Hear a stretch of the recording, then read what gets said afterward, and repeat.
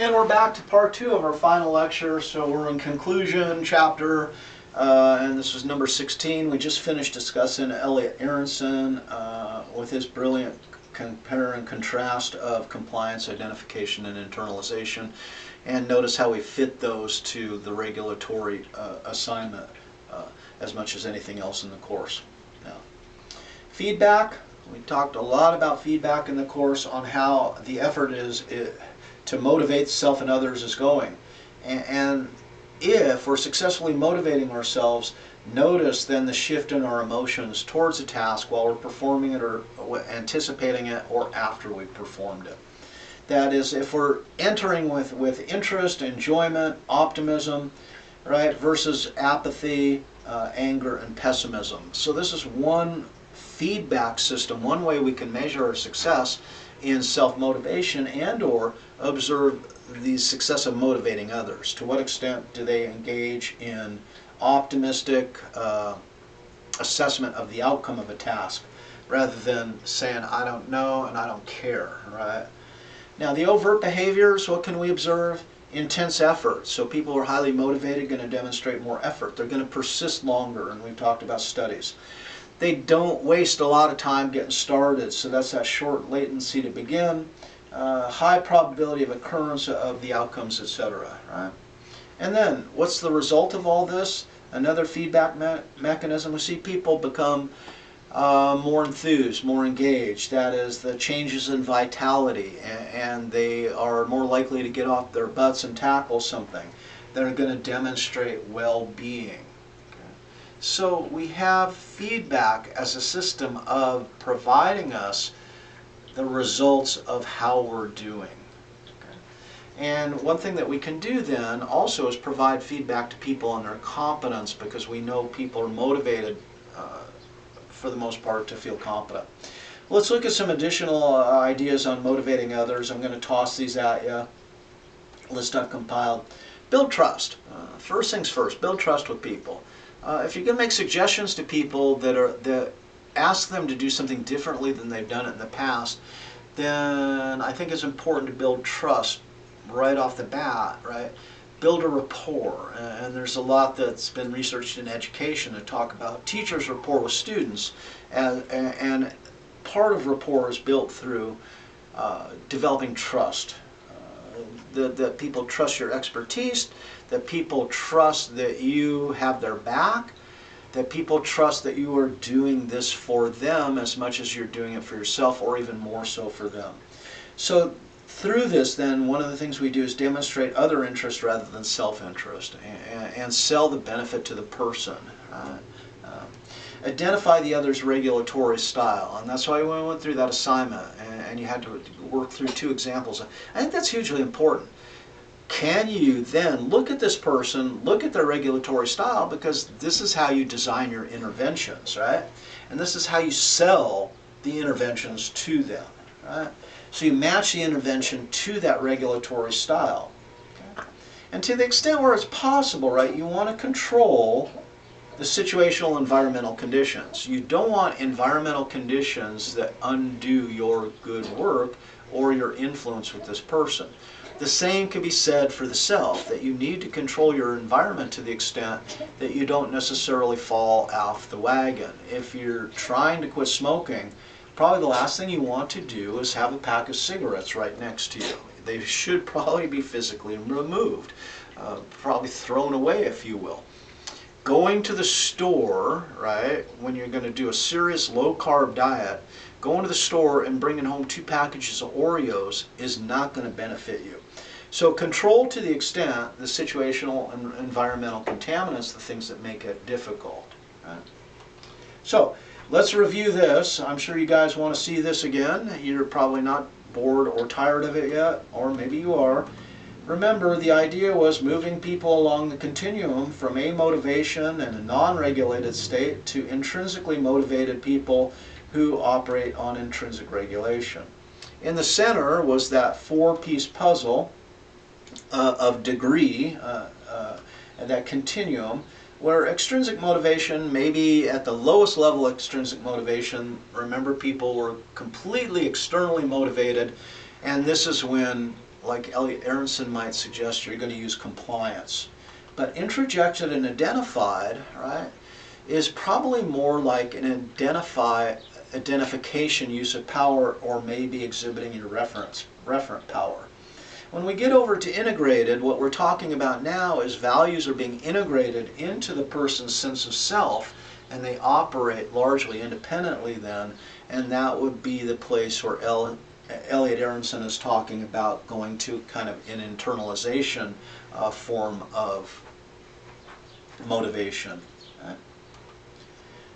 So, what do we know then? Well, self-determination continuum showing the types of motivation.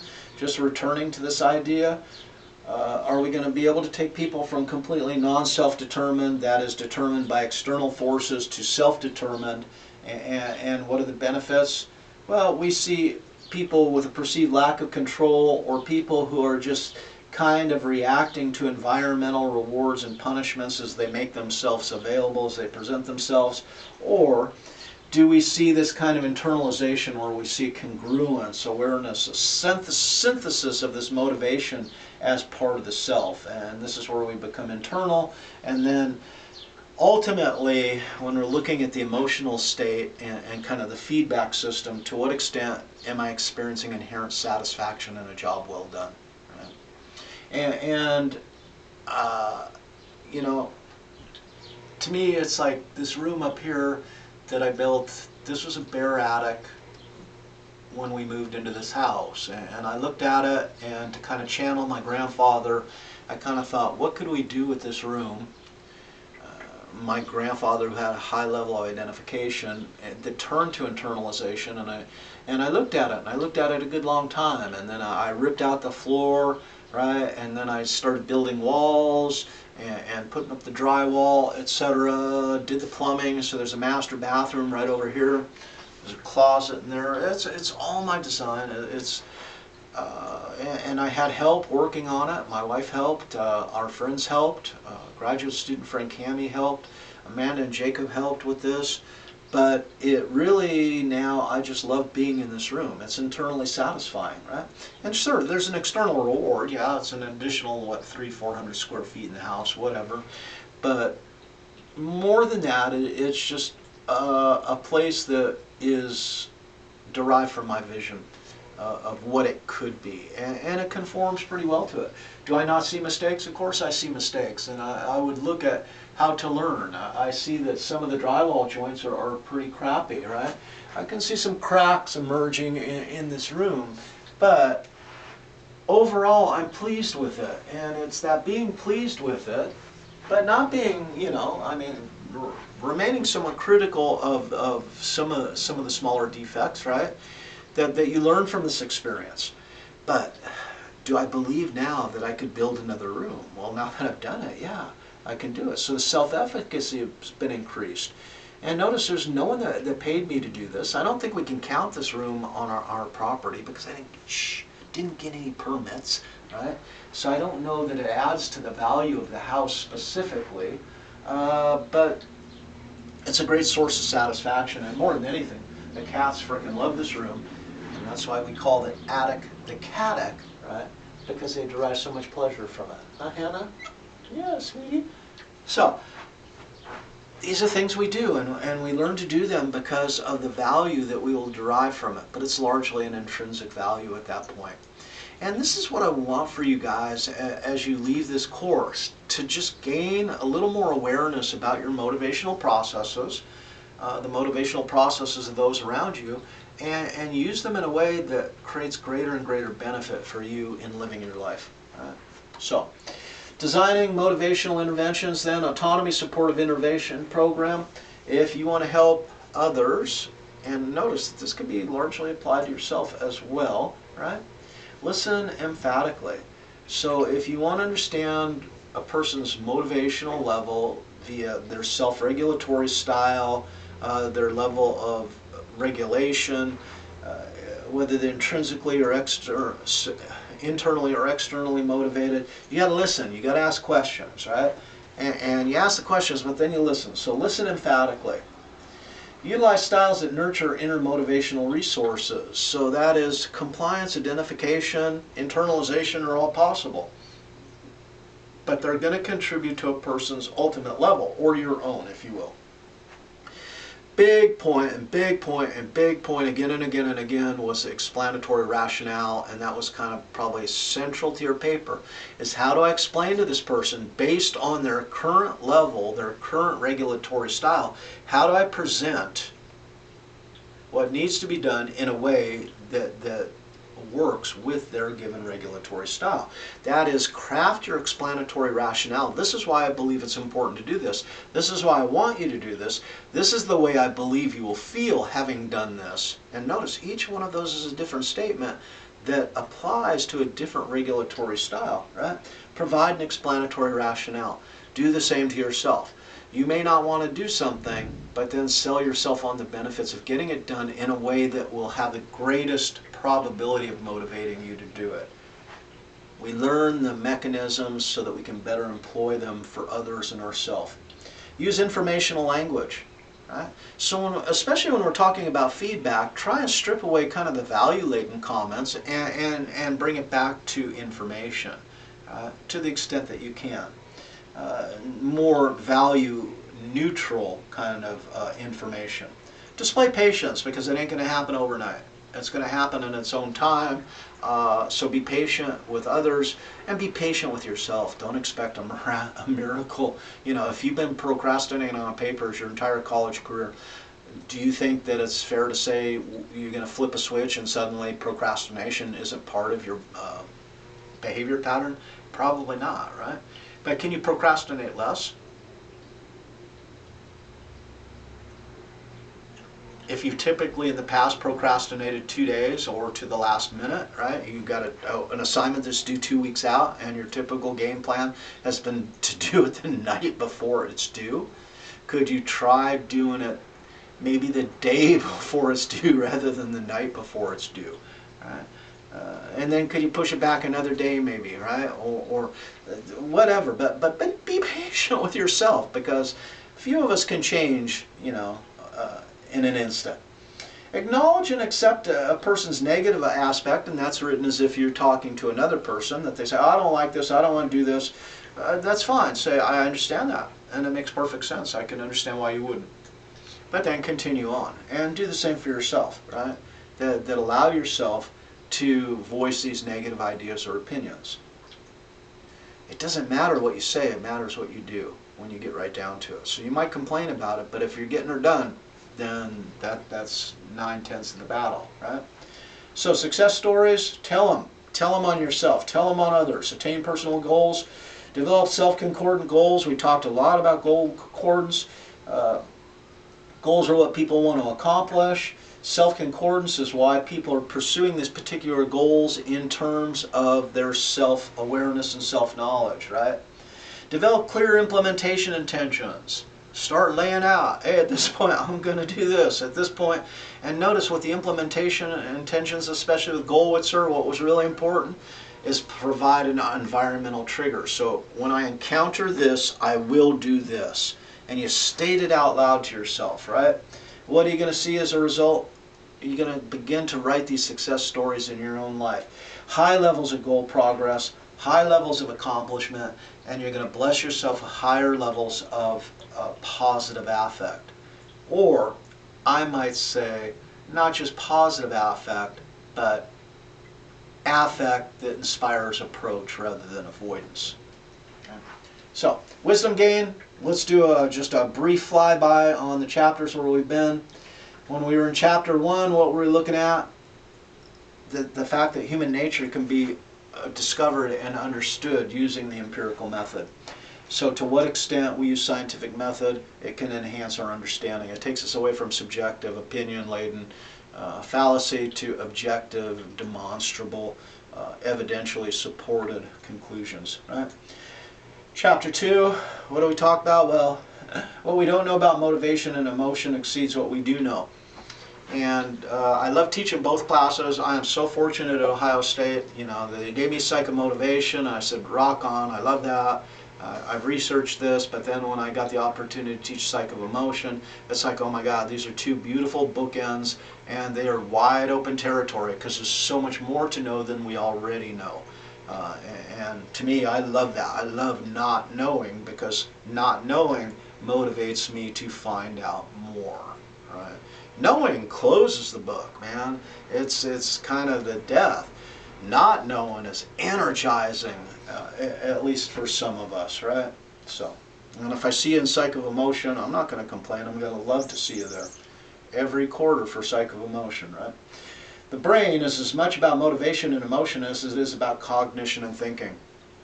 And you know, that I think understanding who we are, and there's, I think it was Thomas Sass said, are we thinking people who feel, or are we feeling people who think? And that's a big question. We routinely underestimate how powerful motivational force, biological urges can be when we experience them, and so we fail our diets quite often.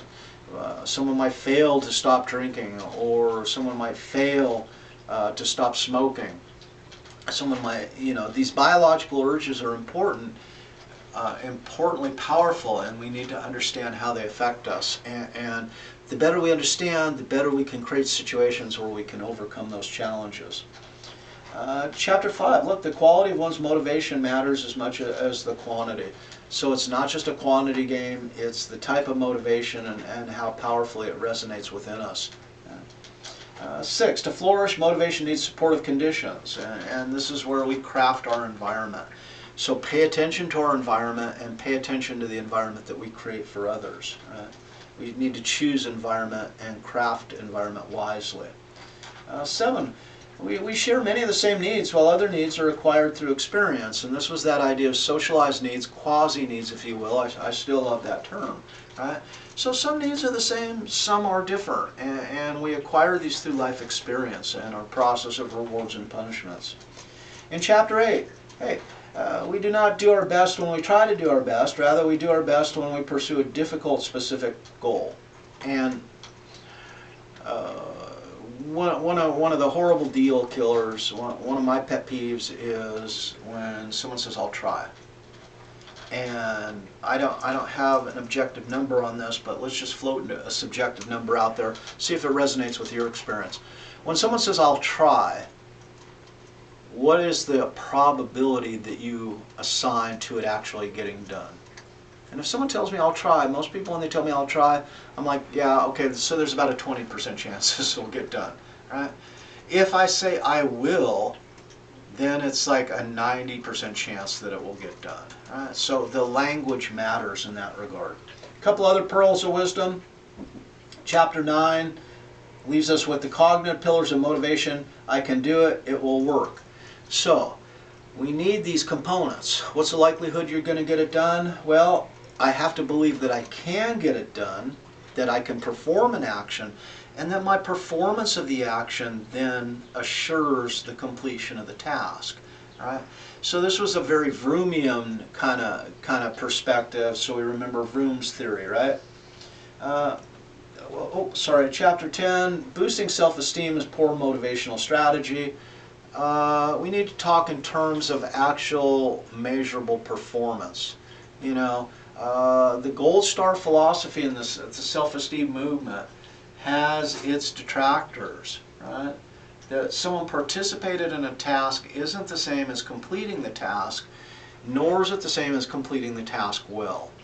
So we have to make kind of a rational decision on what we will in fact reward, what we will compliment. But it's easier if we just become objective, because if we're talking about objective observations and communicating objectively, we kind of get around this, right? Chapter 11, all emotions are good. Emotions are for doing. Emotions are important information about ourselves. They signal so much, so informationally emotions are important in that regard. Chapter 12, emotions have different components, and it depends on the emotion. It could be biological, cognitive, social reactions to important events in our life, and that is such a puny statement compared to the richness and the complexity of emotions. And again, I sure hope to see you in Psych of Emotion, because we can discuss that for the whole semester rather than 2 chapters, right? 13, happiness lies in our genes and what we choose to strive for. There is a genetic component to optimism and happiness, but it can be cultivated as well, right? 14, we're not always consciously aware of the motivational basis for our behavior. In fact, there's a huge realm of non-conscious emotion. Many of us, especially kind of in my era of social psychological research, we're just so enamored and so impressed with studies of the non-conscious that we spend a good deal of our time researching non-conscious processes, motivation being one of those. Okay. Encouraging growth is more productive than is trying to cure weakness, and that was the whole theme of positive psychology. Let's move away from weakness by promoting growth, right? Don't focus on the weakness, focus on the growth. Don't let the weakness take care of itself. And then finally, 16, when we get right back to this, Kurt Lewin is attributable to this quote. My advisor Marilyn loved this quote. And there's nothing so practical as a good theory, because a theory allows us to organize our knowledge, and it allows us to compare it to other theories, and allows us to generate myriad hypotheses, and then through hypothesis to testing we can gather data that either supports or refutes that theory. So science is the bomb, right? And I hope as you move through Ohio State you appreciate that. You work in a lab if that's attractive to you, and learn the science game. But learn how to apply these scientific kind of components and viewpoints to your life. And that's all I got for you guys. I really enjoyed our time together. I wish it wasn't pandemically interrupted, but we do our best, right? So Lucy and I offer you the best thoughts and the best hopes for your motivational challenges and all your other life challenges. So take care, guys. Bye.